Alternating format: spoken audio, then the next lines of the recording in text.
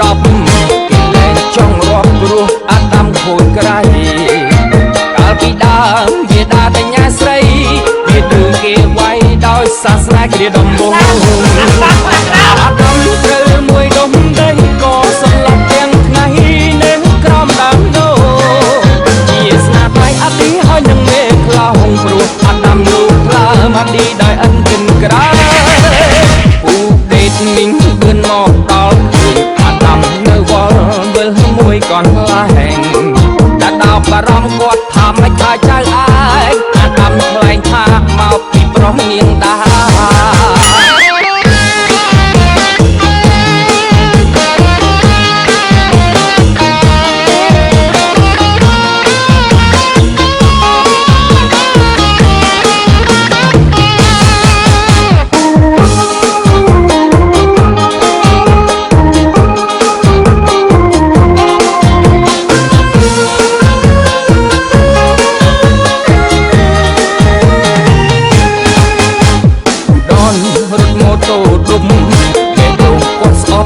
តែមុខអាដាម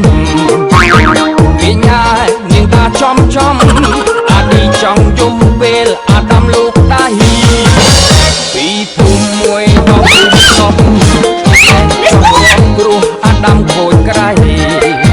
កាលពីដើមវាដាតញ្ញាស្រីវាទើគេវាយដោយសាសនាគ្រាដំបូងអាដាមត្រូវមួយដុំដីក៏សន្លប់ទាំងថ្ងៃនៅក្រោមដើមដូជាស្នាដៃអតិហើយនឹងមេខ្លោងព្រោះអាដាមលោកខ្លាមកឌីដោយអិនគិនក្រៅពូដេតមីងបឿនមកដល់ឃើញអាដាមនៅវល់វិលមួយកន្លែងតែដល់បារម្ភគាត់ថាមិនហើយចៅឯងអាដាមថ្លែងថាមកពីភូមិនាងតា